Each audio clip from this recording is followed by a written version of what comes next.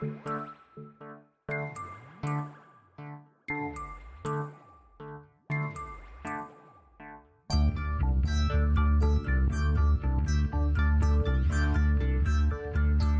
is Continuum Drag, a weekly podcast revisiting television sci-fi, fantasy, and everything in between. This week, Supertrain, episodes 2 and 3. You did something for me, and now it's my turn to repay you. What are you doing on that train? You made a very significant remark, remember? What remark? About a hitman. So what are you talking about? I'm beholden to you. I owe you one, Jack, and I always pay my debts. You raving lunatic, you stay away from my wife! Don't you ever call me that again. Welcome to Continuum Drag, the podcast that's chugging along on the right track. I'm Luke, here with my co-host Jordan. What's real, Jordan? There's a line from, I think it's the second episode of this of these two, and I didn't really love the way the line was delivered, but I'm going to deliver it the way I think it should have been delivered. Why bother? I only meet myself. That's how it should have been delivered. Remember that line? I do. That was I do remember that line. A wonderful line. And listener, that other voice you're hearing is our guest this week. It's Marshall from the Androids and Assets podcast. Marshall, welcome to the show. Thank you. Sorry, I jumped in way too early there. No, come in whenever you like. Jordan's favorite part is when the guests are just already here. You know what also is my favorite part of the podcast? When we have a guest on, and it just makes me... I love that Marshall's got a beard, but Luke and I don't have beards. But Marshall and Luke both have glasses, but I don't have glasses. It's like if you blended us all together, we become one super person, probably Automan. You like that Marshall's the Venn diagram of us? There's like this piece that meets in the middle. That's right. We are 310s, so we could definitely make an Automan. Oh, well, Marshall, as you know, because you've watched them already, we're watching Supertrain, and I wanted to know, did you have any knowledge of Supertrain before we made you watch this? I had zero knowledge of Supertrain, and I feel that's really the fault of the public education system. We should all be forced to watch Supertrain growing up, because it's an absolute delight. It certainly educates you about public policy, politics, murdering one's ex-wife. The dangers of going on a train ride. Oh, there's a lot. A lot can happen on a super train. You'll probably face a murderer. Most likely, yeah. And just so we can keep the intro going a little longer, typically when we have a guest on for the first time, we like to find out kind of what their history is with like science fiction TV. Like, did you watch a lot of it growing up? Is it something we're forcing you to watch for the first time in your life? I know what your podcast is, so I know that it can't possibly be the first time you thought about science fiction television, but I am curious as to what you're like. When did you start watching sci-fi television? Yeah. Oh goodness. I have always, I don't remember a time that I wasn't watching something science fiction. I honestly, I can't remember the first time that I saw, Star Wars, because they were just always playing in the house. Or, we watched all of the Star Treks whenever they were on. It was, a regular, that's what we did. You were just getting this through osmosis. Yeah, it was always a thing, so... Well, here's a question, then. When's the first time you realized there was anything but science fiction on TV? Was it Mannix? Remember that show? No, don't. Doesn't matter. It's just for me. I think maybe I just had a weird childhood, but if it wasn't science fiction on, it was Maury and Oprah.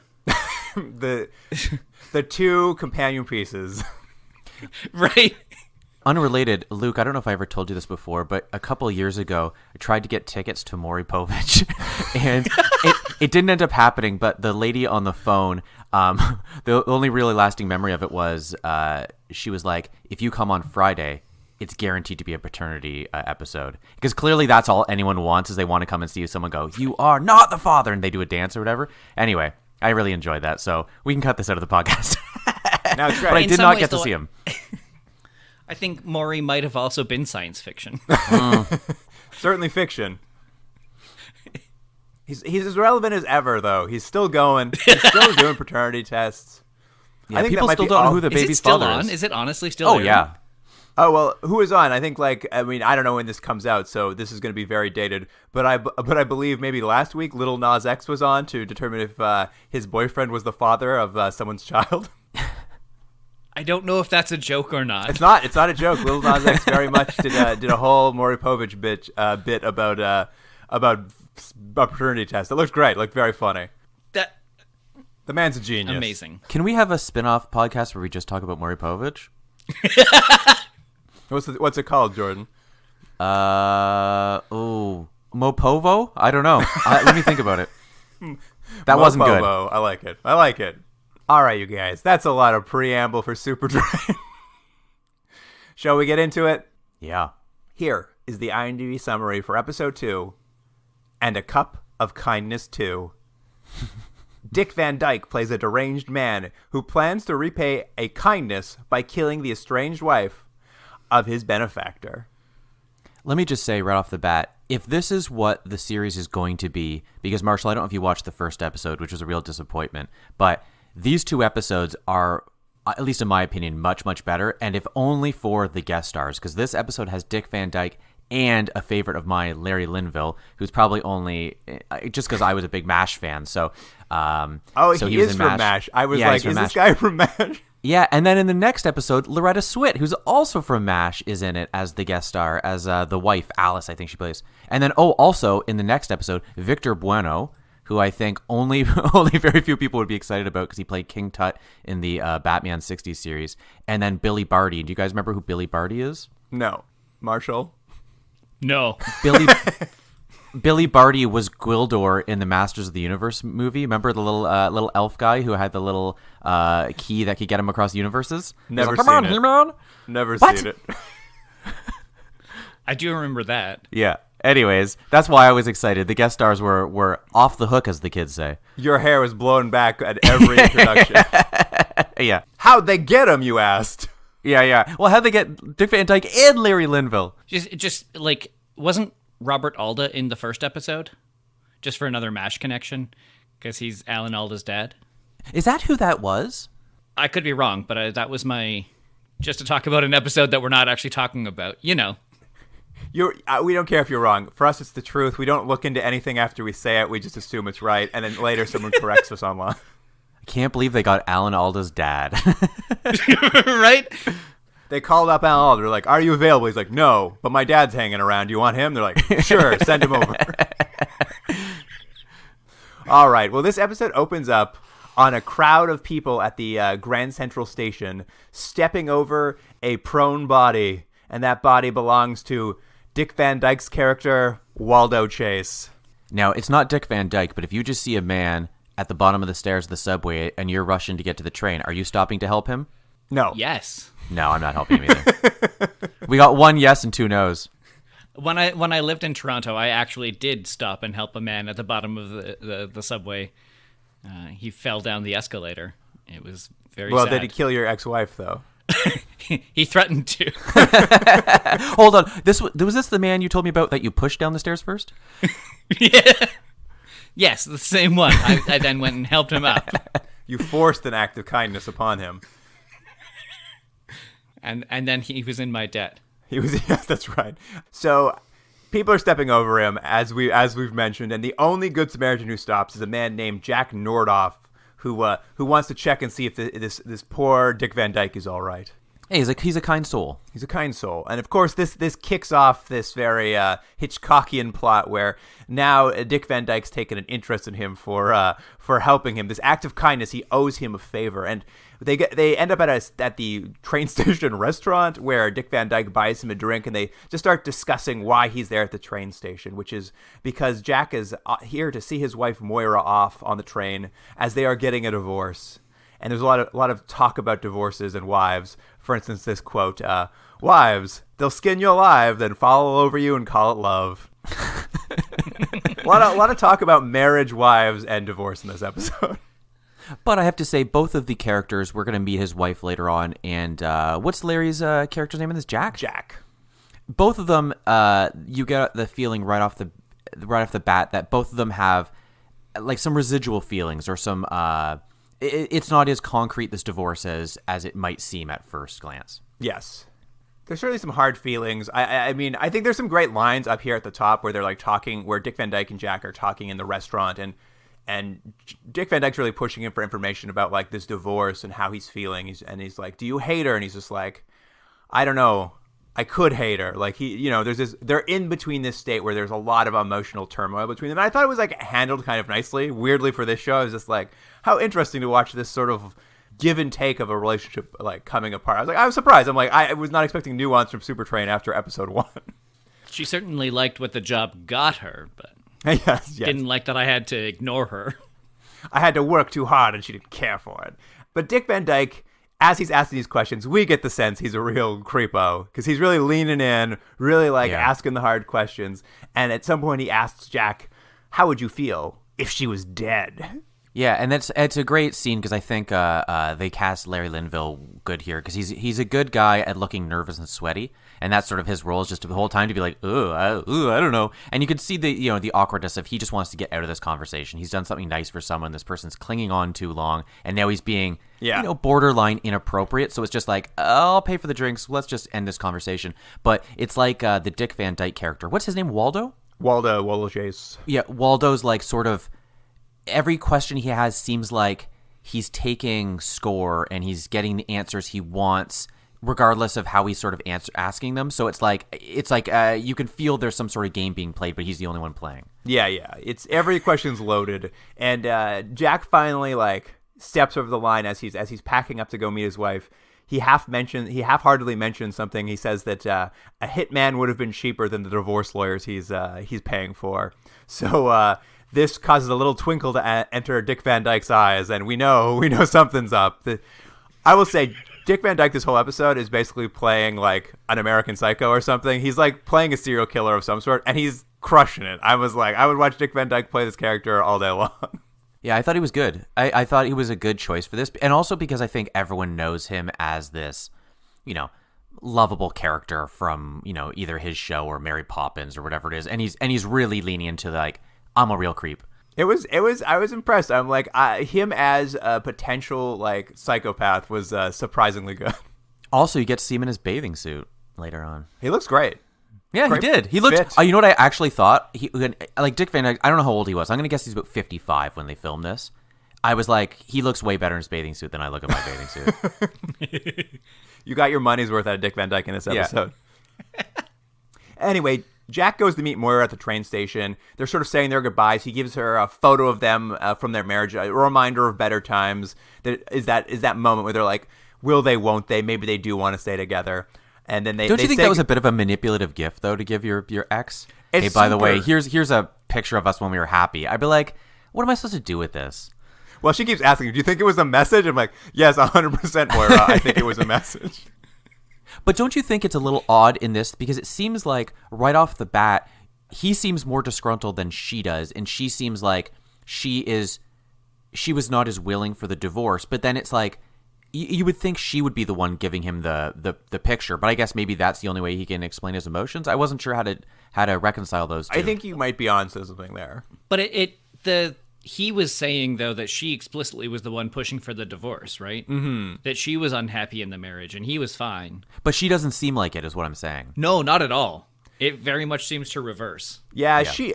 I felt she could, like, almost take it or leave it. Like, I felt like she was getting on this train, and she was just going to see what was happening. But she is very casual about everything. But to be fair, she's also on that train getting flirted with by every man who walks by. So she seems to also be having a nice time on that train. To be fair, I think that's in the small print on your ticket at Supertrain. It's like, there will be disco and men will be hitting on you. It's just like, it's part of the ticket. There's a surcharge. When Waldo and Jack were, separating, Jack was like, why are you here in a train station restaurant? Like, where are you going? And he's like, oh, and this was Jordan's line of, nowhere. Who would I meet? Why bother? I only meet myself. And I remember it was like one of those like sort of cryptic lines, but then I kept thinking about it, I'm like, what does that even mean?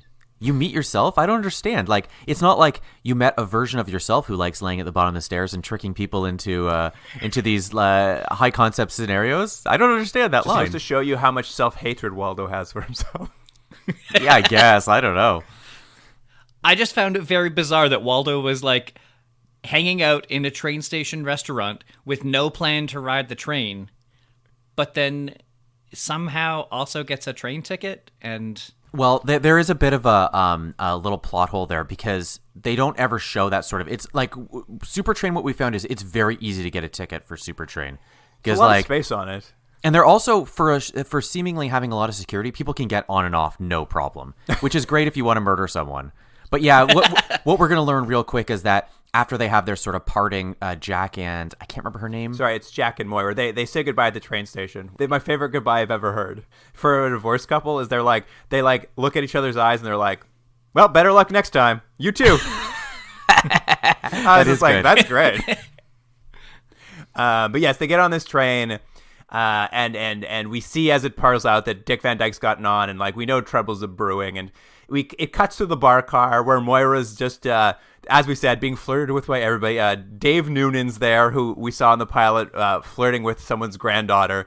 He's there doing bird calls, trying to impress her at the bar. Very good bird calls, though. They were good bird calls. They are surprisingly good bird calls, but I do feel like the show feels like it did all the work you needed in introducing the characters in the first episode, because the actual recurring like characters in this show get almost nothing to do. And like Dave Noonan was a huge character in the first episode. In this episode, he kind of just walks in and makes a bird call and he's like, "See you later." I'm like, "Oh, okay, glad he was here." And it's because there's not enough time because the guest stars take up 95% of the screen time. They are the show for sure. Dave Noonan's then interrupted by a Texas stereotype who shows up to flip him over the bar so that he can also flirt with Moira. Yeah. What was his deal? He was like a rootin' tootin' oil baron. He was like a Yosemite Sam sort of character? He definitely owned either an oil derrick or a ranch of some sort. Right. Probably both. It was very much a stereotype from an era that I was just like, I know exactly what they're going for, but like I don't know where this is coming from. I'd be like, "Sir, how do you feel about immigrants?" He's like, "Well, here we go." And of course, as he's aggressively flirting with Moira, Dick Van Dyke intervenes and stomps on his foot real hard. Really hard, because it like incapacitates him immediately. Yeah, he's down for the count. Well, to be fair, when they did that cutaway of him stomping that foot, I'm like, well, that foot's broken for sure. Everyone knows that Waldo has steel-heeled shoes, so that's a real bad stomp. Anyway, he now starts hanging out with Moira in a very they're very much in a very flirtatious, and I think it's just Dick Van Dyke's charisma makes it feel that way, but it did feel very flirtatious. They're hanging out, they're having drinks, he's playing the piano for her. He wants to buy her a bathing suit so that they can go swimming later. And I was just like, very forward to buy a person you just met a bathing suit, but she's into it. That bathing suit scene was amazing, where she's like, I'm not gonna let you buy me a bathing suit, that's really weird. And then he compares it to buying her flowers or a drink or something, and I was like, those are not the same equivalent at all. No, but he talked her into it. He's like, "What's the big deal? Can I buy you flowers?" She's like, "Yeah, I guess that's fine." He's like, "Can I buy you a drink?" She's like, "Fine." He's like, "So what about a bathing suit? Red? You size 10?" And she's like, "Okay, makes sense to me." I was like, wow, that worked. It worked, but it should not have worked. One of these things is like, you see me almost naked. One of them is, you bought me flowers. But they do sort of play with this sort of, you get the sense right away that we all know he might be creepy, but they're sort of playing with, he might be seducing her, but he might also be setting her up for a murder in a very like mousetrap-esque way, where it's like there's apparently 45 steps to get there. Because the whole time I'm like, what is his plan? He's had like 85 chances to kill her, but instead he's putting on bathing suits. Yeah, his character is always very nebulous. I think even when he's playing piano here and asking to buy her bathing suit, as the scene ends, he like devolves into a very dark place in the middle of the scene where he like stares off into the middle ground and like turns off and looks, and he's like, "That's what's wrong with the American people. They've gotten soft, physically and emotionally." That's right. He's got a real problem with society. The pioneer spirit is dead. Yeah, it's like one of those topics, if you're like a friend of his, you're like, "Guys, don't mention society," because he's going to start going on and on about how much he hates things. It's this very weird thing where he like feels very, very much like a taxi driver or something. It's like the De Niro's coming out in him. Mm-hmm. Anyway, Moira, she's still looking at this photo that Jack gave her, and she's just like trying to decide what it means. So she's like, maybe I'll give him a call on the Supertrain phones and just they never neither of them ever come out and ask like, is this a message or do you still want to be together? But she does call him. They avoid like telling each other the truth on the phone, and like they've got communication issues. You can see it right off the bat. 100%. And my favorite part is like as she's talking, Dick Van Dyke's there, and he signals her. He's like, "Hey, put me on the phone. Put me on the phone with your ex-husband. Come on, come on." And so she hands the phone over just as Dave Noonan walks by to distract her with more flirting. And Jack and Dick Van Dyke have a phone call conversation where Dick's just like, "Hey, FYI, I'm gonna repay that debt I owe you. I'm gonna kill your ex-wife." And Jack, of course, is like, "Please do not do that." And he's just like, "No, I'm killing her. She's dead." I like it though. It's like he's like, hold on, was that the conversation we had? He's like, yeah, you told me to kill your wife. You're like, I don't think I did. I think we just had a drink. He's like, no, you told me to kill her. Don't worry, I'm on it. I always pay my debts. I always do. Yeah. He's like, I'm telling you not to. It's like, nope, too late. I'm going to. You made a very significant statement. That one-liner that I made? What? No, that was completely a joke. Like, do you remember when I asked you those very cryptic questions and you gave me non-answers? Well, I think we knew what we were saying. A wink, wink. And of course, this freaks Jack out. And he kind of, I'm going to break up the plot a little bit here because this will happen over the course of it. But essentially, he's just trying to like find some way now from New York of stopping Dick Van Dyke from killing Moira. This was probably the part of the episode that I was the most disappointed in because I think there was a lot that they could have done by getting Jack onto the train. But what you have is through the course of the next 45 minutes is that he is trying to catch up to the train. And so you get a lot of like, he's trying to catch a cab, he's trying to get a plane, he's trying to get whatever. And we can discuss it. But because he's so detached, it's essentially the same scene over and over and over, which is him exasperated because he something is getting in his way. There's traffic or there's whatever it might be. And it just is kind of a bummer because I'm like, well, there's no like face-off between him and Dick Van Dyke. There's no obstacles on the actual train because the show is called Supertrain, but he is not on the Supertrain the whole episode. And I thought, oh, you kind of missed a turn there, guys. Yeah, like the beats are basically he tries to call Supertrain back and he doesn't know the number, so he calls the operator, and the operator's just like, oh, you just have to call information. And he gets mad and hangs up, and I'm like, well, that's not going to help you. He then goes to the police station and he like tells them all about how like his wife's going to get killed, and they're like, Supertrain's not in our jurisdiction. And he's like, well, what about the FBI? Can they help me? And they're like, the FBI doesn't deal with murders. Also, that was the worst cop ever. I like at the end of the scene, he was just like, near retirement. I'm like, well, just retire now. You suck. I loved that portrayal of a cop, though. It was very funny because, the cop is just like, he's just like, hey, why would you think this guy's going to kill your wife? And he's just like, well, we had a conversation at a bar. He's like, so did you hire him to kill your wife? And then Jack's just like, I'm drunk. I gotta leave. Bye. The cop was very not helpful and very aggressive simultaneously. It's true. And I was like, that's probably the best portrayal of a cop I've seen very in a long accurate. time. I do like, though, when Jack realizes he might not be able to stop the murder and he might be tying himself to the murder, he immediately backs out of it like, well, if she does die, I don't want to get pinned on it, so I better just like leave right now. Jack says he's thinking a few steps ahead just in case this goes wrong. He's like, you didn't write down all that stuff I said about my wife getting murdered, right? Just in case she gets murdered, nothing's going to come back to me? All right, I'll see you later. Cool. Jordan, and I guess Marshall, because you've watched the pilot episode, I just wanted to make a quick note that the police officer specifically says, the FBI cannot investigate a murder on the Supertrain because it's not their job. When the pilot episode, an FBI got on the Supertrain and investigated a murder in like the episode just before this. I think the cop literally was just trying to get him out of the door. That's all it was. He was just like, yeah, they don't have jurisdiction. He's like, anybody's like, no, there's nothing you can do. Sorry. Murder is not a federal crime. Yeah, not a federal. I thought it was very funny. I'm like, well, that was literally your last episode, but okay, let's keep going. But as you said, Jordan, he then decides he'll try to catch a flight to Chicago because that's where Supertrain's like going to stop. And he's like, I might just have enough time to fly into Chicago, get on that train and stop him. And then we get like this back and forth of just like, I need to get to JFK, but it's too far away. I only have 24 minutes to get there. And like he pulls a cab over and the cab's just like, we'll never make it. And he's like, will $100 bend space and time? The cab driver's like, absolutely. Yeah, and it's like that sort of scene over and over. Like there's at least 3 scenes of him at the airport trying to get tickets. It's just I just thought it was like, all right, guys, we got it. He's having trouble because what they really want to focus on is Dick Van Dyke and Moira getting into weird situations where he might kill her. It's a lot of like, he's like, do you want a smoothie? Don't put your hand in that blender. That didn't happen, but it was a lot of stuff like that. Yeah, you didn't like this sequence. I love this sequence because it was for me, every time they cut back, it was extra dumb what was happening. Like, he gets to the airport. He's 5 minutes too late for the flight to Chicago, and there's not another one leaving. So he gets on a payphone and calls the airport he's at and says, hey, there's a hijacker on that flight to Chicago. So the airport calls the flight to Chicago back to New York, the one that just left. And then he's just like, when it lands to be investigated for a hijacking, he somehow buys a ticket to now get on that flight. And the investigation takes so little time, the flight's still able to take off with enough time for him to get to Chicago. It was amazing.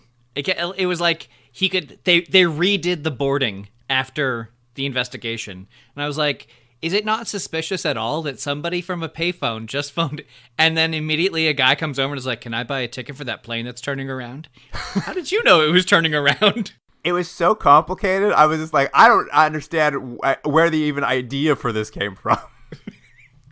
But yeah, he gets the plane turned around. He somehow gets a ticket on it. He gets on it, and he's just like, well, I should have just enough time to make it to Chicago.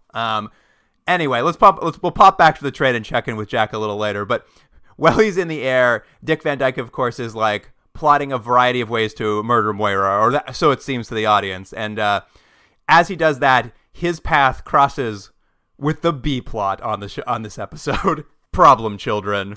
Oh, this is I forgot. I take back what I said about the worst part being Larry Linville not being able to make the plane. The worst part is these kids, which don't add anything to this episode. And it just seems like something from this time period we've seen a couple times. The thing that comes to mind right away is the Super Troop kids from Galactica 1980. It's that same sort of thing where it's like, hey, we got to have some kid characters be like rambunctious, annoying things for some reason. That's what we need in a TV show. And that's all it is. It's a lot of like, kids are putting whoopee cushions under people's butts. Can you believe it? Except these kids are lighting people on fire. Yeah, they're mean. A woman is literally burnt to death. Well, she's not burned to death.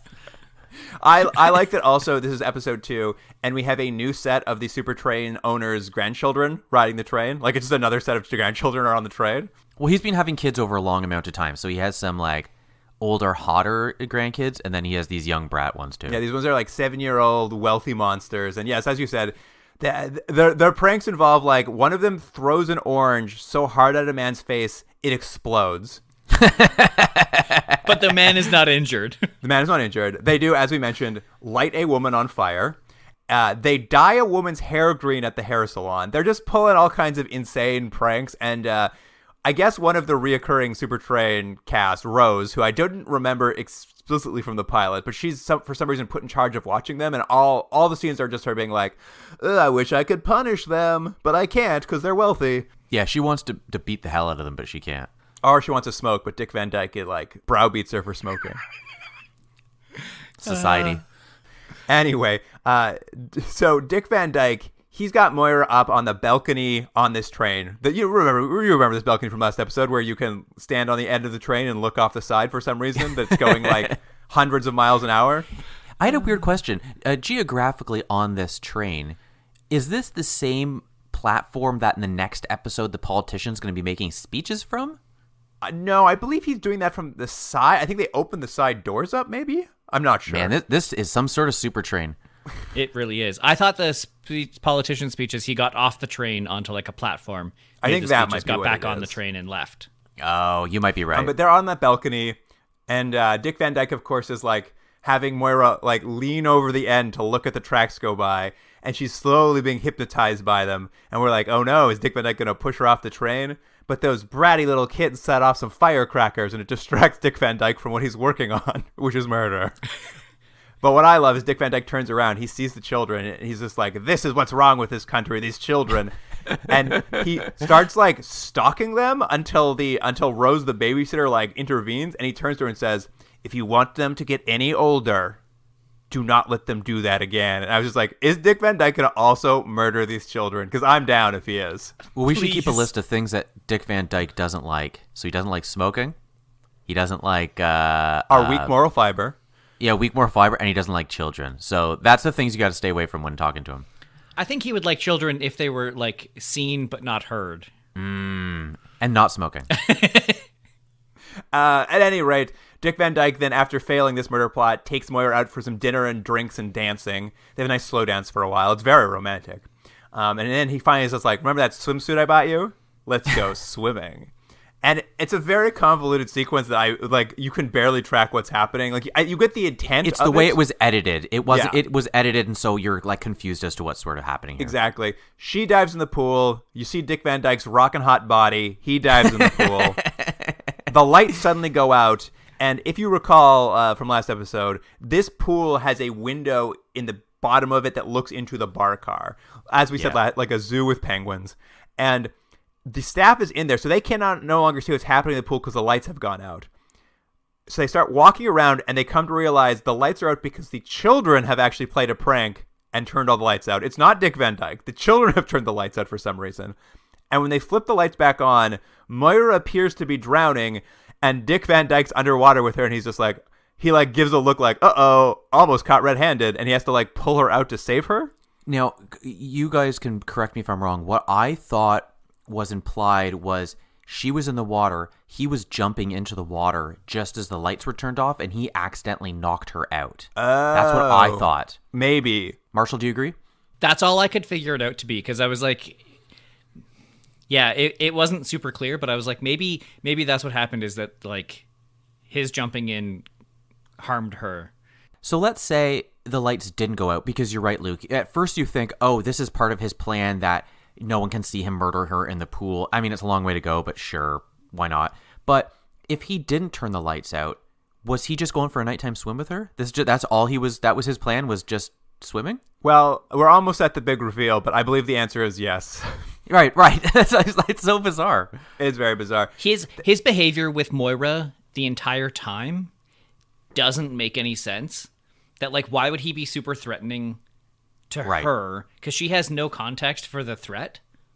Yeah, absolutely. It's as if he thinks Jack is watching his every move. Well, that's the thing.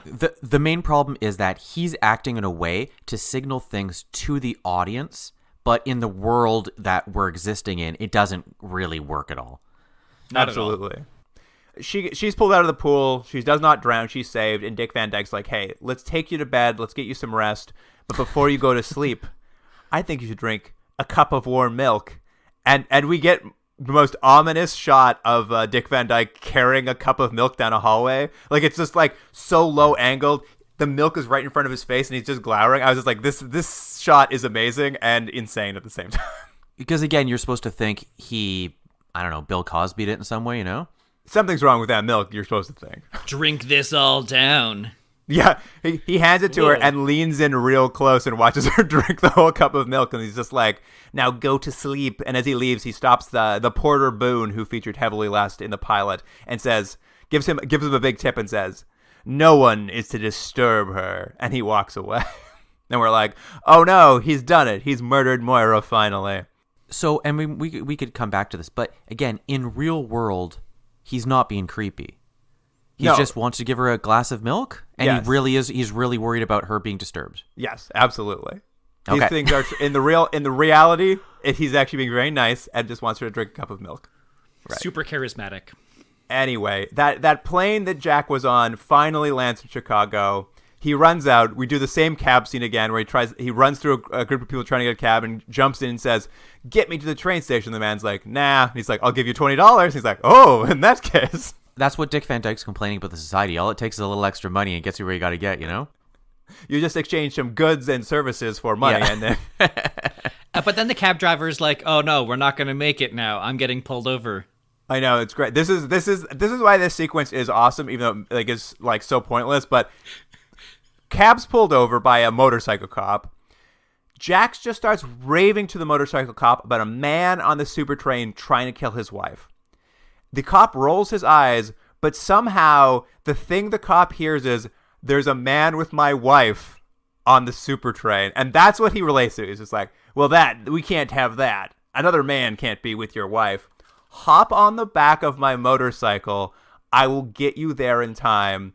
And as they speed off, the cop turns around and says, "Welcome to Chicago." And the cab driver doesn't get his fare. That was my favorite part too. Is as they speed away, I was just like, I'm like, well, that cab driver didn't get paid. And they cut back to the cab driver getting out his cab, screaming, "I didn't get paid." They thought of everything. I was like, consistency. I like it a lot. Yeah, there's no plot holes. And Anyway, Jack gets the Supertrain. He races to Moira's compartment on the Supertrain.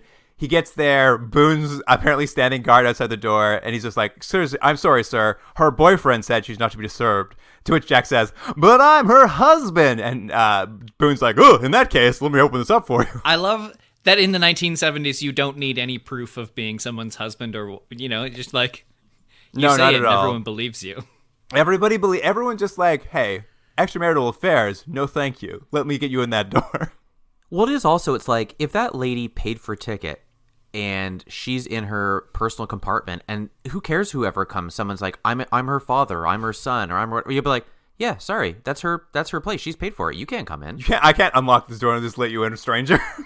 But that's not how Boone feels. Boone, Jack, to be fair, took out his marriage certificate and showed it to him, so he could be sure it was real. Here's my ID. Here's my marriage certificate. Look at this. Anyway, he busts in and he races. We watch Jack race to Moira, and he starts shaking her. He's like, "Oh no, Moira!" But she just wakes up from her sleep because she's just been asleep. At which point, Dick Van Dyke emerges from the shadows and explains the whole thing was just a fun plan to get them back together. Wasn't it fun, you guys? Didn't you guys have a nice time? He was teaching them that they actually are in love with each other, and he wanted to show him, when he was saying, what would it have been like if someone killed your wife, he basically was like, you would realize how much you loved her. And that was this incredibly inappropriate way to get these two people back together. I mean, and then when like that said, he's got them back together, and the last we see of Dick Van Dyke, he's now laying on the floor of the Chicago train station, having people step over him again when a new Good Samaritan bends down. And I'm just like, I know they're trying to make him this like touched by an angel kind of twinkle man, but I'm like, this man is still a complete psychopath, like a complete psychopath to be doing this. Also, let's say this, he does this plan all the time, which is what they're implying. It can't always just be like, star-crossed lovers that have fallen apart or something like that. So what if this guy's whole deal is like, yeah, I'm taking the train because my car broke down. Is he going to go through a whole bunch of convoluted plots to teach the mechanic a lesson? Like, I don't understand what this could be every week, It is. It does feel like you're watching the pilot to a different television show. Yeah. But I should say, Dick Van Dyke, though, is such a charismatic actor, though, that he's so watchable the whole episode. You're just like, yeah, checks out. I mean, he's great. He's doing a great job, and like it was just that it's such a weird plot line, and like ignoring the fact, let's pretend that like all the stuff where he was super creepy was just for the audience sake. Like let's say like if there was a reality to the show, he wasn't as creepy all the time. It still doesn't explain his threatening the children, his talking about the weak moral fiber of America. Like there's still a dark thread running through this man that is like he's going to kill a president at some point. Well, to be fair, I do think it adds up a little bit. Maybe this is giving the show too much credit, but he is still a man who apparently spends all of his time doing these convoluted getting on and off a train thing. So like I think you're supposed to think he's not normal, right? Like that's not a normal thing people would do. I don't know if it entirely tracks with him wanting to murder children, but I think you get the sense that he's not entirely there. Yeah. It's Dick Van Dyke's doing a great job, but it was a weird character for sure. Before we move on to the next episode, though, I want to close out the Little Brats plot, the wealthy Little Brats plot. Yeah, that's very important. It's very important because they really figured out what to do with them. Is they are setting up a classic bucket over a door prank to get Harry the conductor, and they filled that bucket with mustard and ketchup apparently, which I thought for sure was going to be urine, but I was wrong. But what they do is the Supertrain staff has decided no punishing these kids. So they turn the prank on its head, and the kids walk in. They think they're going to see Harry covered in ketchup and mustard when he walks through the door. But in fact, the entire Supertrain staff dumps the bucket on top of the kids and starts laughing at them. And the final shot is the kids weeping. Yeah. Like, I don't know if they learn anything. They just seem to be weeping. Like, it was just like, I'm like, what is supposed to be happening here? I watched that scene like 8 times, trying to puzzle out how that prank was supposed to function. Because they had this little like circular reel of something, and I could not figure out what that was, but they made a big deal about it. They showed it like 3 times, and then they showed the conductor being like, ha ha ha, I have the thing. I was like, what is that? I wonder if it was fishing line, and so like it was a tripwire maybe they built, but then the conductor took it and just pulled it when they walked through. I don't know. It doesn't make any sense. That was my best guess as well. I was like, that must be fishing line, and they somehow predicted the prank the kids were going to play and foiled it before the kids did it, which is also like amazing foresight on the part of the staff. Guys, you're missing the point. The point is the kids got ketchup and mustard all over themselves. They got their comeuppance. That's the point. It doesn't matter how it happened. It doesn't matter any of the logistics. The important part is they're full of ketchup and mustard. Yes. It's not that they didn't learn a lesson. They just got pranked by adults. Yeah. And now every time they go to a barbecue or something, they have post-traumatic stress. All right, let's move on to the next episode, you guys. Here is the IMDb summary for episode 3, Hail to the Chief. No summary available. It's not needed. Alice, I know over the years I've done things that haven't exactly made you proud of me. Well, it's no excuse. But I've had to do these things just to get where I am. Now, these polls say I'm going to make it. And when I do, you're going to find out who I really am. I wish I could believe that. You can. Starting tonight. Little dinner, little dancing. What do you say? It's been a long time. Yes, it has, JJ. It starts off again, as always, at Grand Central Station. Supertrain never comes back from LA. It only leaves from Grand Central Station. This time, the front runner for the presidential race that's happening currently, Senator Jackson J. Phillips, or JJ, is using the Supertrain for one last whirlwind campaign tour the day before the election. And let me just mention on IMDb, he's credited as William Phillips. Not JJ. That's weird. Yeah, it's because no one cares. I mean, there's no summary. No one's put any work into this. This IMDb page has been abandoned. Yeah. At any rate, Supertrain is hosting him for this big event because, as the conductor Harry tells them, we have to because our business is run on government subsidies. And I was just like, oh, so Supertrain is a bad business. Well, does this jive with what we learned in the first episode, which they sort of implied there's a board of directors who all have some sort of stake into this company, and their somewhat eccentric president or CEO or whatever he was has taken upon himself to have this sort of crazy idea of a super train, and they're all like, I can't believe you're going to bankrupt us, and he's like, don't matter to me, I'm dying. And so they made this super train, but there was no implications that he needed government. No. In the pilot, they said the government was contracting them to do it. Oh, really? Oh, so then I take back everything I said. But then in that case, the board shouldn't be upset by this. If it's a guaranteed government contract with the money and the subsidies, they'd be like, yes, get me on that government teat, please. Yeah, it turns out Winfield, the owner of Supertrain, is a real Elon Musk. He's just taking government money to build future projects that are a disaster. Like, that's all he's doing. Like, Supertrain apparently is a completely insolvent company that's only being buoyed by the government. But is one of the conditions that if politicians need to use your train for a headquarters for an election, you have to give it to them? Well, they still have to pay.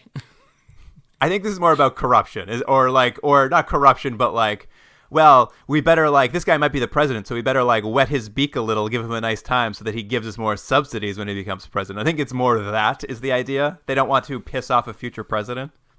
Also, I don't know if anyone else has seen it, but has there ever been a president or prime minister or whatever, a leader of a country, who, when the election results are coming in, is literally just still traveling? Because that's what they have. The whole point of this is the election is happening while he's on this train ride, and it's like, it just seems so bizarre. Like, I mean, I'm not against the idea. It just seemed odd that they'd be like, oh, we're in Chicago now. We're up 13%. Anyway.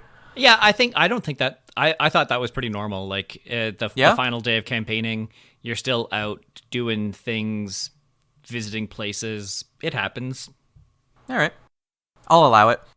I'll make a note here, too, because this episode happens in 1979, and I guess this was an episode because the following year was the 1980 presidential election. Mm-hmm. Can you guess who the two candidates were? Yeah, Jimmy Carter and Jimmy Carter won, and he was against. I'm trying to remember who he was running against. It wasn't Nixon, was it? I'm afraid you're almost correct, Jordan. Oh, Jimmy Carter was 78 to 82, wasn't he? I don't remember. Jordan, you're so close. What it was Jimmy Carter versus Ronald Reagan. Ronald Reagan wins. Oh, it was Jimmy Carter was going for a second term. Yes, I see, yes. right. And of course, we all know Ronald Reagan best from his space station in Star Cops. Yeah, it worked out well for everyone. He was a great president. Absolutely. Anyway, this is happening outside Supertrain. It's going to be this big political episode. We know that much for sure. But while this is happening, there's also a motley crew boarding the Supertrain with a plan to kidnap Senator JJ for $10 million. So, and Luke or Marshall, you guys might have got this, and we don't have to talk about it right now, but the question I have is, I don't understand where the $10 million are coming from. Well, we'll talk about this plot a little bit now. I'll tell you what the plan is, basically. It's run by a ringleader, Eddie, who is JJ's twin brother. Yeah. And then he's working with a magician/pickpocket named Misto. Yeah, that's the guy played by Victor Bueno. Uh-huh. And then their final two compatriots are two little people known as Mick and Mac. Yeah, and I have to say, this wasn't nearly as offensive as I thought it was going to be when I first saw them come on the screen. I was like, oh, this is going to be problematic. And it's not good, but it's not nearly as bad as you think it could be. No. Everyone's surprisingly well-rounded characters, and they only refer to them as little people the entire episode, which I was just like, whoa, I'm blown away that you guys showed this much restraint. Shocked. To the point that I literally think maybe the actor who played Misto refused to say any other, because he's the only one who ever says it, and I'm just like, he must have refused to say some lines, I think, because I just this show has no restraint, so I don't know why it was. So I'm crediting Misto for for the kindness that this episode showed. They have planned a scheme to break into JJ's compartment during the trip, sedate him, hide his body in a casket, and then Eddie will replace him, an old switcheroo, as the presidential candidate during this trip. And if all goes well, they'll get $10 million somehow from this plan, which I don't think ever made any sense. No, but okay, so it was Eddie the whole time made up the 10 million. That was fake. No, I know that. I got that, but what did he tell them? Like, what was in when he convinced them that they'd get 10 million? How were they going to get the 10 million? That's what probably doesn't make that the sense to me. mafia did it. The mafia. Because that is the question. It's like the plan is to replace JJ with Eddie. That's what they know. That's what this gang knows they're going to do. But I don't understand. I just don't understand where it do this, get $10 million. I don't know where they think that. Yeah, it seems like the conversation was he knows that he just wants to replace his brother. And he's like, hey, I'm going to be able to get you guys $10 million. They're like, great. He's like, so we need to abduct this guy. And they go, cool. And he goes, and then we'll get 10 million. And they go, sounds like a solid plan to me. Exactly. I mean, it could have been a business lobby that was like, if we can replace the president with somebody that we own, literally, then it'll be good for us for business reasons. We'll give his gang $10 million. This is perfect, right? See, and that does make some sense, except for the one part of the plan, which is don't murder JJ, which I'm just like, so there's a thing here where it's like JJ does not cease to be alive. So there's the problem that you have a person who will want his life back at some point in the near future. And let me ask something, and I don't mean this to be insensitive, but because Misto is a magician, and I know there's a thing we're going to get to very quick where he is able to steal a key, which I thought was a pretty good thing because he has a sleight of hand. And the two little people, Mick and Mac, is that their names? That's their names. Mick and Mac, I don't know if the plan played to their strengths, because we're going to see a thing where they're able to get to a smaller compartment because they're smaller people. But other than that, are they bringing anything to the table? Because the rest of the time they seem to just be in a room chilling. I just don't know. Maybe I don't mean this to be it needs to be like a circus thing where one knows how to do a trapeze or something. But I was like, in terms of the episode, why did they have to be little people? Honestly, it no reason. Right. Only because he used to hang around in circuses.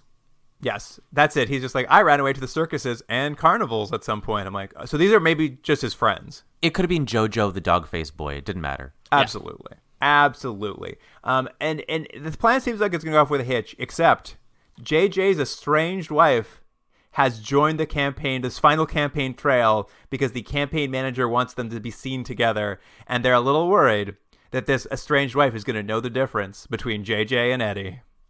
And this is the one played by Loretta Swit, and I kind of like this, and I think they didn't do enough at the beginning of showing how bad the relationship is between JJ and his ex-wife, because it's clearly he's running for president. We kind of get a sense he's a bit of a jerk, and he's his a philanderer. ex-wife. Yeah, and his ex-wife's coming just to put up appearances as, they're in the final stretch of this campaign, and she needs to, shake some hands and all that sort of stuff. But it's like she does her turn real quick, like almost faster than Moira in the previous episode, where it's the same sort of thing. There's an ex-wife who it won't take very much to get her to fall in love again, Yeah. She meets him. They meet up. He's kinder than he used to be, as evidenced by the fact that Eddie tips better than JJ, which is maybe my favorite way that. Yeah, that's a running thing through this whole episode. It is is the tip amounts people get. Oh, this is a better tip. I see you're a good man now. I loved Boone's line though of like, "Oh, thanks. Well, never let it be said that you're buying votes." Boone really does. Boone's the best character for me. He gets the best lines. Like, when he gets a better tip, he's like, well, this will stimulate the economy. I mean, like, what was the tip the first time, though? I'm guessing it was like a quarter. Because it was a very single little, coin. yeah. It was like change, yeah. And I was like, that must be just a quarter. Like, he just flipped him a quarter. I do like in this episode we get a sense too of the conductor Harry. He doesn't like that the candidates on the train. He'll do it because they need the subsidies. But then the other crew is just like, well, he doesn't like him because he's to the right of Hoover. And I'm like, oh, we're really getting the political landscape now of the Supertrain cast. Noonan the Democrat. Anyway, as we kind of mentioned, Eddie starts rekindling his romance. He starts rekindling the marriage of Alice and JJ just by being like a nicer guy and like ignoring the advice of his like campaign manager. And did we say that the switch has already happened? Like, you think this would be more of like a caper this episode of how like, the whole process of we meet these circus people. But and like what's going to happen to make the switch? But the switch takes all of, I think, like 2 scenes where it's like we have the key, we can get into the thing. The little people are able to get through the carpet, through the floor, and switch the body. Like it happens like nothing. Like it's not a real. It's just like, oh, let's get that out of the way without a hitch. Yeah. And Misto distracts the campaign manager by pretending to be a journalist who wants to write a story about him. That's right. And has yeah. 1,000 questions, and the campaign manager is totally fine with this. He loves it. He's like, oh, about me. Why didn't you say so? Flattered. But yes, Eddie is winning his brother's wife over by being A, nice, and B, the campaign manager is really pushing him to like, he's like, here's the list of cabinet positions we're posting. It's all these like special interest groups we're going to give great positions. They apparently have bought and paid millions of dollars to be like placed into government to like lobby the way they want to lobby or whatever, classic government, classic corrupt politicians. And Eddie won't do it now. He won't make these announcements. And Alice is so impressed by her husband. She's just like, look at him. He's playing by his own rules now. Can you believe it if Dick Van Dyke was in this? He'd been so angry at the corruption. This is what he's worried about, the moral fortitude of America. Mm-hmm. But this plays out over like maybe 20 minutes of this like no one's noticing he's a new man, except like 20 minutes in, Alice turns around and she's like, hey, FYI, I know you're not my husband. I've known since basically the start. You clearly must be his twin brother. Even though he told me you were dead, you must be his twin brother. Yeah, I love that though. I love that that's how they get around it. They're like, yeah, he just told everyone that the brother's dead. Everyone's like, yep, checks out. It makes sense though that she would tell them apart because like, I don't know, even identical twins, when you're adults in your, 40s, 50s, I don't know how old they are exactly, but they're running for president, so they got to be somewhere. You're not the same. You're not, like, I don't know if the people know how identical twins work, but... They're the same person, aren't they? They just have the a different two halves name, of one but person? Everything else about them is identical. Mannerisms, speech patterns, everything. Marshall, every movie and TV show I've ever watched about identical twins is played by the same actor, so I don't know what to tell you. They're clearly the same. But I did like though that it was again, they sort of subverted expectations intentionally or otherwise of instead of having her be fooled through the whole episode, she's just like, by the way, I know you're not my husband because you're nothing like him. And, yeah, we slow danced all night. My husband would never do that. Yeah, and I like that, and it was just like she was in on it but doesn't care because she doesn't like her husband and she doesn't like his campaign and she doesn't like anything about what's happening, so she's like, yeah, I'll go with it, I don't care. But she specifically says, is it any wonder that I would be attracted to you? You look exactly like my husband. She's shallow. And so she's able to just fully transfer her love from her husband to his twin brother and be like, "Yep, Well, she we're madly, physically deeply, loved him. truly in love." It was the personality that's the problem. He fixed that. That's why the marriage wasn't working. She's like, I love the package. The body, oof, this is exactly what I'm into. But like, the personality, not so hot. On a side note, when I was in high school, there were twins, these two girls, and this one guy dated one of the twins, but they were always hanging out, and then they broke up, and he dated the other twin. No, No joke. Yeah. Now that is classic high school. Yeah, he has a type. It's, twins. He kept asking. He's like, "Do you guys have another sister?" At any rate, now that it's all out in the open between Eddie and Alice, Eddie kind of explains that like he ran away from home years ago to join circuses and carnivals because I guess JJ was such a bastard growing up. He like nearly killed their mother and like broke their father's heart. So JJ has always been apparently some sort of terrible like monster his whole life. typical politician. Typical politician. Yeah, did they ever, though, imply or outwardly explain what it was that people liked about him so much? Because what they keep saying throughout this episode is that like he's gonna win, like he's ahead. He's ahead. People like him. So like I don't know. Like I know they're talking about corruption and stuff, but there's something that people like about him, right? Like is it just that he's a good politician? I think he's charismatic, basically. I think that's all they're going on. It's like, this is a real charismatic guy who's going to win this election because people like him. Because he's a farm boy, they say at some point. A farm boy that's from right. California. That's right. Did you notice when JJ did his speech, he did the double V? Yes, I did. And Very I was much. just like, I guess that's a way to show corruption. Still very much in the zeitgeist. Because I don't think any politician since Nixon has done that. It's just been like, oh no, that is not a thing you can do. Real You're saying shorthand. it's the equivalent of the Hitler mustache. They're like, maybe grow out the sides a little bit. Yeah. You just can't do that. At any rate, JJ explains to Alice that he hatched this plan to replace his brother when he saw that his brother was running for president and that he was likely going to win. He just the whole thing is just like he could not abide by the concept of his dumb brother being the president. Oh, and I should mention, just as a side note, that the plot of this really did feel like another show we watched, Luke, which was a TV movie, which was The Astronaut. Didn't it? That's true. That's very much the replacing somebody with a doppelganger and then like having a plan to kill him or like make him disappear. And then having them fall in love. Oh yeah, and then yes, that's right. They did fall in love, didn't they? I forgot about that.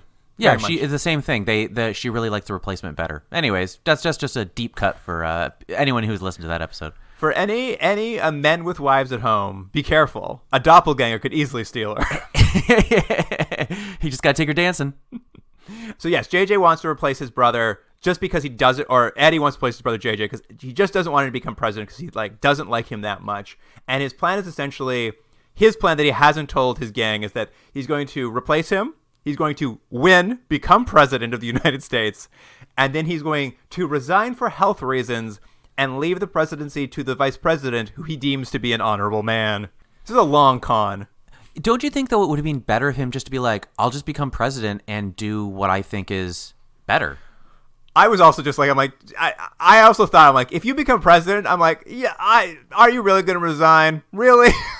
And I mean, I thought it was kind of like he knew he couldn't hold this con off for long enough to be maybe. president forever.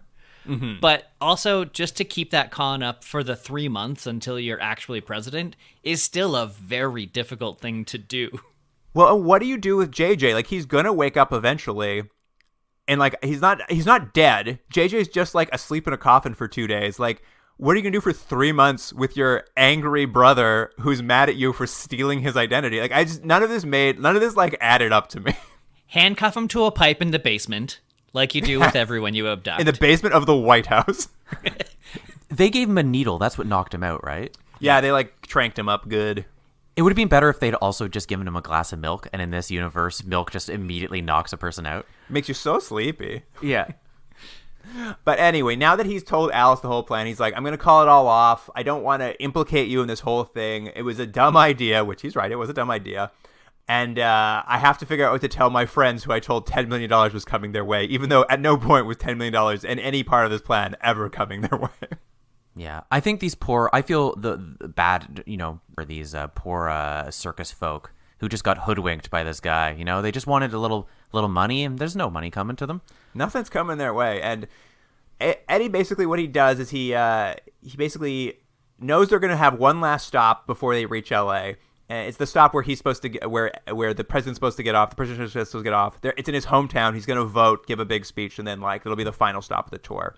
And so he's just like, what we're going to do is I'm going to go in there and I'm going to talk to my Carney friends and be like, hey, Alice has figured out I'm not JJ. And also, so now the whole campaign knows. And what they've offered is a deal. I will take the rap for all of it, and they'll let the three of you escape at the next stop if we just call it off now. And his Carney friends are like, initially agree, but then they're like, it sucks. We're not going to get $10 million, eh? And they're like, hey, what if, just spitballing here, you guys, what if we get off at the next stop, Needles, California, and we just take JJ's body in that casket with us? We just take it with us, and then we just keep the kidnapping going. Why end the party here? We can just take him with us. And that's basically what they do. Yeah, they like that idea. At the next stop, they get off the train. They have the casket taken off with it. They load it onto the back of the truck, and they drive off. Supertrain departs, and the audience is like, oh no, they've stolen JJ's body. But soon, none of that comes to matter, because as they drive away, the election's results are announced. And just like apropos to nothing that anyone did in this episode, JJ loses the election. Yeah, which was weird because they kept saying like over and over that he's really far ahead and like he's going to win this election, and then somehow he just doesn't because of convenience. They did mention though the what is it, Truman Huey? Yes, upset?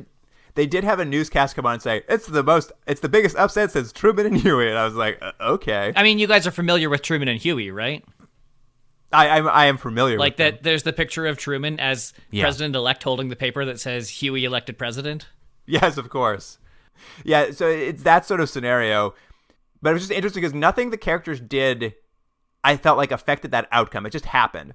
And so the Carneys are now driving to the countryside with this casket, and they hear the announcement that JJ has not won the presidency. And they're like, just like us to pick a loser, I guess we'll just toss the casket on the side of the road and keep going. I definitely would have. It would have made much more sense because Eddie was throwing these speeches, making them really weird. And it's the last day, so like maybe, but it would have made more sense if there was like, we're down 10 points since you made that speech back in Evansville. Like even just a throwaway line.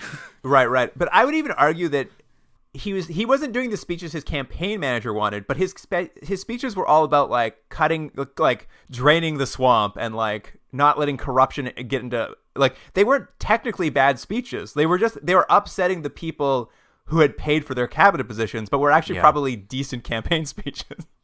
I think his popularity would have gone up, is what I'm saying. But in world logic, what is Eddie's plan? Because he thinks, I'm assuming like everyone else, that he thinks at this point that his brother's still going to win the election, 100%, right? 100%. So what did he think was going to happen by switching himself and putting it in the casket? Well, that's the big reveal. They throw the Carneys throw the casket out of the back of the truck because they're like, well, he's not the president, so he's not worth, this man we've kidnapped, this wealthy politician we've kidnapped is not worth it anymore. Toss him out the back of the truck. And as they drive away, the coffin lid opens, and we realize smiling in the back of the coffin is now Eddie. Eddie has actually swapped places with his brother as a way to escape the train. Yeah. And then when we cut back to the train, JJ's waking up, mostly nude in the baggage cart, being like, somebody tried to kidnap me, call the FBI. And I Jordan, to your point, I think what it is he decides, like, this is his way off the train, scot-free. His buddies will get away, and if JJ wins the presidency, he'll still be president. Like, I guess JJ will still end up being president. But so I guess that's the thing. So he figured at a certain point, I know we've gone to all this trouble, but whatever. He just gives up. He just gives up. He doesn't fall. He doesn't fall for the sunk cost fallacy. Right? Sure, I put the work in, but it's not worth it. I'm cutting my losses and getting out of here. Eddie's a smart man. He's a smart man. But we kind of end as the episode wraps up. Now JJ's running around the train in his underwear, shouting for the FBI, saying, I'm the president. They can't do this to me. And then when he goes to his campaign headquarters and starts demanding they like call somebody, the Secret Service, somebody to help him. He's almost been kidnapped. Everybody in his campaign office couldn't give two shits about him anymore because he's not the president. So they're like, Sure, JJ, whatever you say. I'm going to get drunk. You lost the presidency. And JJ's carted off like a raving madman to the Supertrain doctor's office? Yeah, there's no respect for him as a senator. Nobody could care less. And the episode concludes with the wife Alice receiving a telegram in her compartment on the way to L.A., and it's from Eddie. And I guess her and Eddie are going to run away together and start a new life on her uncle's boat. What I liked about it, though, was a telegram, and the person's like, you have a telegram. She's like, read it to me. If I was the person, the operator, I'd be like, oh, seriously? I got to read this thing to you now?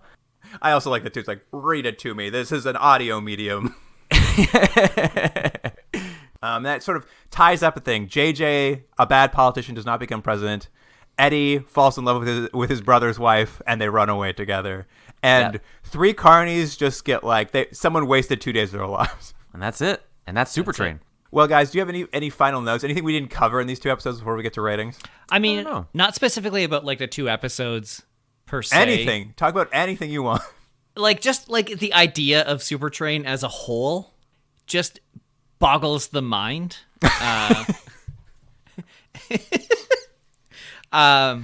You don't think the government could pay a private contractor to build a Supertrain in 22 months that travels the entire country? No, I mean, absolutely they could do that. And that's the only way to do it, right? Is if you're going to build a Supertrain, you actually need to lay all new track specifically for that Supertrain, because you can't use the regular train tracks. Too big. No, you need super tracks.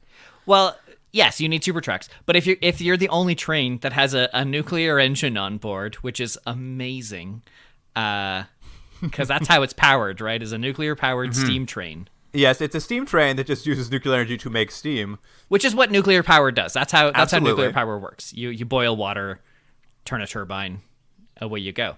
You guys know this. You're near Pickering. You don't boil the water. You nuclear the water, and steam comes out. Right. Yes. You just nuke the water. It's like a big old microwave. That's how nuclear power plants work. Yeah. So it's a nuclear power plant on a train, which is just amazing. I love that idea. But you need to lay all new track for it, because this train is going roughly twice as fast to travel across the country as the current Amtrak that you could take. So you don't want to get stuck behind that slow train, and then your high speed train is now a regular speed train. So you have to have dedicated track, which I just imagine building dedicated track through downtown New York. Easy.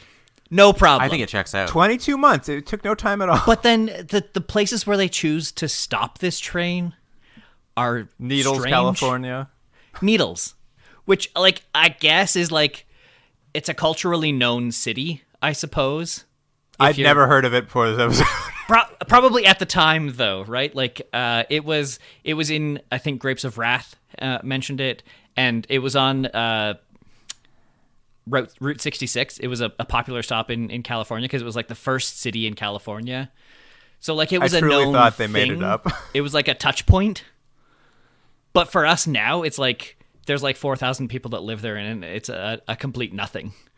They got that Supertrain station. They don't know what to do with it. And you're like, yeah. Why is Supertrain stopping in this podunk town? I feel like I was shocked, because here's the thing. In the first episode, we knew it went from New York to California, and there were some milk stops along the way. In this episode, they announced it goes from New York to Chicago to California, which I'm just that's a real detour on that trip to California. Is it? I mean, you got it.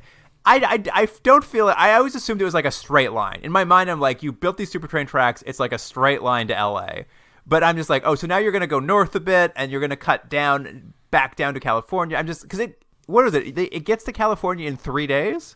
36 hours. 36 hours. To me now, I'm just how fast is Supertrain traveling? Well, it's this really is the fast. thing. It is fast, but at high-speed train speeds, you could make that trip really quickly, right? It's only 2,500 miles, and they're able to go 190 miles an hour. But you're also able to go stand on the outside of the train and not get blown off. Yeah, it's a very sheltered balcony, or something. I don't know. The aerodynamics of it works. Unrelated, do you think this show, because we've now watched 3 episodes, taking out the first episode because it was a bit of an outlier, do you think these are just going to be how much more of a convoluted crime plot can we have each episode? Because both of these have plots that, while kind of fun, don't really hold up to too much inspection, you know? Could be anything, not just a train. Yeah, it doesn't make sense. Even in the last episode with the president's wife arrives mid-train ride, and I was just like, when did she get on the train? At Evansville. Apparently. But yeah, it's trouble. Here's the thing. I only want one thing from this show now. I want an episode where Supertrain's melting down and they're worried they're going to nuke America. Yes. That's not going to happen. That's not going to happen. That's the only episode that I want to see of Supertrain, and you're right, it's never going to happen. No, next episode is Mary Tyler Moore shows up and she needs to kill her kids, so she hires an astronaut who comes down to pretend to be an alien. That's the next episode, you know? It is the one thing I'm regretting about this show is it's not very science fiction-y. No, there's almost zero elements other than this train is going really fast, and it's not consequential to the plot at all. It just that there's a disco room. Yeah. It's you're basically on a super train is the most science fictional part of it. Mm-hmm. Okay, but back to the train. All right, let's go back to the train. I tried getting us off that, but I know, and I'm not giving it up. Marshall's not done yet. A dog with a bone here. If they just had a straight rail from New York to Los Angeles and they could just cut through whatever was there, it's only like 2,500 miles. If they go like 190, that's only 13 hours.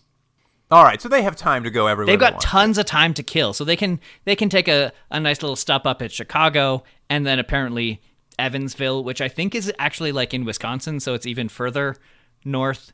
I mean, next episode, I think they're going to stop in New Orleans for a hot second. Maybe that is the point. Maybe the point is that it's sort of like pinballing all over the United States before you get to your destination. Do you know what I mean? It's like, hey, you're going to get to LA, but we're going to hit like 14, 20 cities along the way, but you're not even going to notice the difference because it's so fast. It's such a because super right train. now, if you take the train, it's 79 hours. If you took a train present day from New York to Los Angeles, you're on there for over 3 full days. Right. So this is cut train travel by half. Yeah. And you can still make all of these wild stops in wherever you possibly need to in flyover Midwest. I don't know what you guys are complaining about. This is a super train. I love it. I love it. It's great. It's also like the last possible this era of having a super train. Like when they made the show, it's the last possible era that you could have had a super train that's like the height of luxury, but everyday people could afford it. Now the best we can hope for is some sort of a hyperloop. Well, yeah, or like, you get like a sleeper where if you're lucky, your train car, your seat on the train lays down, let alone having this entire suite of a compartment and a club car and a pool. This because very shortly inflation or stagflation is going to destroy any of the earnings, and right around now is when like union membership starts to drop drastically and earnings fall flat while productivity goes wild. So like the wealthy people, like what's the owner's name? Not Root, Float or. Isn't it Winfield Root? I thought Root was the conductor. Oh, maybe it's conductor. It's Winfield's his first name. I know that. Flood. Winfield Flood. Flood. Marshall, you're starting to sound like JJ whatever his face here. This Phillips. with JJ Phillips with these communist ideas that he's given in these last couple speeches. Have you been replaced? Oh God! Do you listen to our show? No. That's the least communist I've ever been. This was. I was glad you were on for this episode because I was just like, Marshall's gonna have some thoughts on government subsidies and this super train run by a Rockefeller wealthy man. I loved it. Just like this idea. It's how TV shows do politics, where they're like, everybody sucks. Yeah, there's no good politicians anymore ever since Eisenhower or something. It's like, what? Jordan, you're always saying that. Yeah, I like Ike. I like Ike. Yeah, but like a train like that absolutely should have government subsidies, and people should be able to ride it. Probably it doesn't need a pool, but hey, why not? So, sorry, you don't want to see Dick Van Dyke in his bathing suit, you monster? No, I do want to see more Dick Van Dyke in a bathing suit. Also, that's something that Supertrain does a lot of, is like scantily clad people. Just in general on the show, we see a lot of like bum shots of ladies in like tight shorts, and I'm like, who are you? Moira what was staff hot. What are are you you gonna say? hiring for this? I mean, they do need they do need people for that disco scene every episode when we have a disco. And the disco music that plays whenever you see Supertrain just running is chef's kiss. You know, I don't know if we've said it. I love the music in this show. So good. It's great. Very appropriate. Oh my god. Also, the DJ in the club room. No, we're not going to rate it yet, are we? The DJ in the club room. That man is incredibly skilled, or lady. I don't know who the DJ is. That DJ is incredibly skilled, though. Like, can put on a slow song at the exact right time. Oh, yeah. Every time. Well, they're just watching the crowd. They're like, oh, Dick Van Dyke's going in for their move. Slow song, slow song. Make it happen, right? Like, They're riding those vibes. They got it. I want to be on the Supertrain. I want to ride it. This is your dream now. It's riding this super train. Do you think I could get government subsidies to start a nuclear train? Hey, you might as well try. Vancouver to Halifax in 36 hours. Not with J.J. Phillips in office. All right, guys, let's rate these episodes of Supertrain. So, you guys, the first episode we watched was "And a Cup of Kindness Too." Mm-hmm. Very weird title for this episode. But Marshall, out of like a 10 stars, where's this falling for you? Oh God. I should have put more thought into this part of it. You thought so much about the Supertrain itself, but you didn't think about the episode. Less right? subsidies, more ratings. I really just enjoyed that it was Dick Van Dyke. That tickled me a lot. So I'd probably go like 6.5. Can I go next, Luke? No, of course.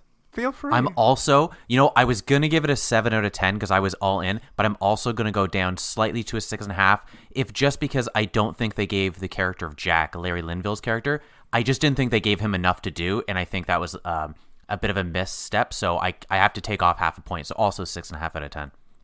Well, I mean, I feel similarly. I was editing last week's episode, and we made a comment that, like, the show could get better if just like the guest star is George C. Scott, and we're just watching George C. Scott do something insane. Mm-hmm. And we basically got that. We got Dick Van Dyke playing a complete Travis Bickle, and I was just like, this is amazing. I'm really loving this from him. The rest of it, like, none of it adds up. Yeah. None of it makes any sense.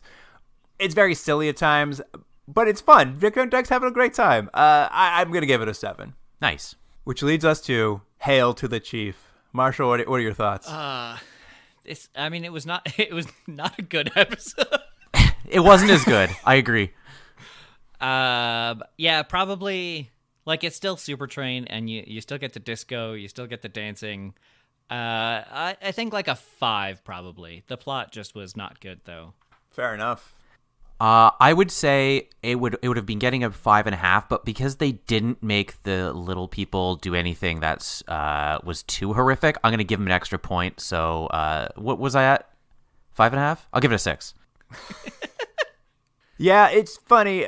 This episode is really revealing that, like, Supertrain has, like some of these shows, only so many tricks up its sleeve. Yeah. Like, you're gonna go to the pool, you're gonna go to the disco, you're gonna like hit a few beats. Another murder plot's happening in one episode. And then the next episode, it's not a murder plot, but you've also got just like a kidnapping. They're all the same beats, but I will give them this: they each felt slightly fresh. Like they weren't complete rethreads of the previous episodes. And after the pilot, I just thought this was going to be a total garbage. Like, the pilot was such a disaster that I was relieved to see Hail to the Chief being more entertaining than I thought it was going to be. But still, yeah, it's not a great show. It's a lot of weirdness. Not a great show. I'm gonna follow Jordan. I'm gonna go 6. But Luke, I think you make an interesting point. We're 3 episodes in, and I would agree that these felt like, separate episodes. But how many episodes did the show do? 10 or something like that? I don't know how long they can sustain this. I have a feeling in the next couple episodes we're gonna get like the poor man's Dick Van Dyke of the 70s, whoever that was, doing a very similar episode. That's the feeling I get. You know what I'm shocked by? I'm shocked that they saved the Dick Van Dyke episode to their second one. Like, that should have been your pilot. Yeah, agreed. But I mean, the pilot did I mean, I don't know. I'll watch a lot of these, but it seemed to do a decent job of introducing every side character that you're never going to meet again. Yeah, that's true. Everyone got their chance to shine for the only time they'll ever get their Like chance to the shine. hairdresser, just so that you can see the shot of him like double blow dryer Yeah. pointing at somebody. They needed that for the opening credits. Yeah. And they put it in the opening credits for some reason, because people don't actually go get their hair did. The weightlifters in the opening credits. Yeah. Let me ask you, and I went and looked at the credits later so I could confirm this, but I didn't recognize Rose from the pilot, who like has to take care of the children in the second episode, and I didn't really see her in the third episode. Is she even in the opening credits? I'm not sure. We'll have to see in episode 4. I can't remember. I literally thought they introduced a new train character just for that episode, but then I in the credits I saw she's in every episode, but I'm like, but where? I'm sure she's in the credits. The issue is that they've introduced the characters in the pilot, and they said, no, you know all you need to know. They'll be in the background because you're in it for Loretta Swit or whoever it's going to be, right? Oh, Supertrain. Well, I mean, I think that's it. I think we've talked enough about Supertrain for this week. That's probably all right. Marshall, thank you so much for joining us here. Of course, your podcast, Androids and Assets, I think is something people who listen to this podcast will probably enjoy, because you get into science fiction, though perhaps a little more on the in-depth discussions of the universe and kind of how they fit. You want to pitch that podcast? Yeah, I mean, I think you've done a pretty good job of it there. We talk about science fiction and fantasy, so speculative fiction is what we call it. I mean, I think a lot of people call it that. We talk about speculative fiction. No, you coined the term. That's very Margaret Atwood of you. Yeah, it's and so if you enjoyed me talking about the economics of a train and yeah, you're 100% going to get that. like that's what we do. We're like, would Supertrain actually have been built, and how much of a government subsidy would it get, and what stops would it actually make? That's how we would have broke down Supertrain every episode. We don't care about the plot. Where did they stop? What city were they in? But yes, you'll read some science fiction, you'll watch some DS9, you'll I think you've done it. You'll watch some science fiction movies. You like to dabble in a whole bunch of things on the program. Yeah, I mean, I think we're pretty media agnostic. But whatever sort of thing we're interested in at that time, we do. It's sort of like a spin-off show now, Emissaries of Profits, that is Deep Space Nine. We're reviewing every episode in varying levels of detail, and then the main show, Androids and Assets, where we talk about whatever else. I did not realize it was a spin-off show. Interesting. It's a show within a show. It's a show within a show. It has its own feed now, actually. If you only want Deep Space Nine content, you can get Emissaries of Profits as a thing. If you don't want Deep Space Nine content, you can get Androids and Assets as a thing. And if you want the complete package, that's also available. You can listen to us every week.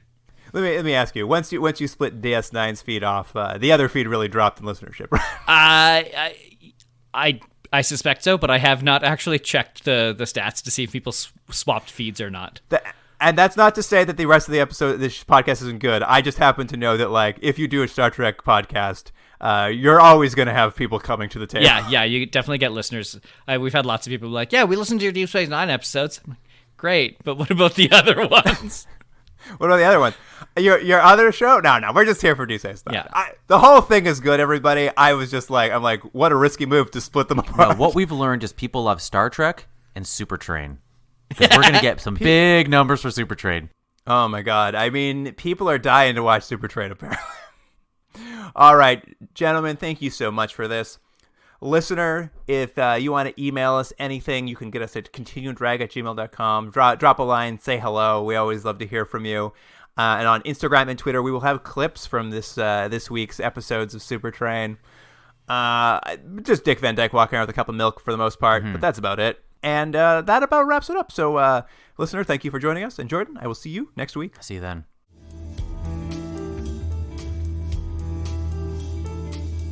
Continuum Drag is recorded in Toronto, Ontario. Theme music by James Rex Seidler. Produced by Jordan Dullock and Luke Black. Special thanks to Aaron Hughes.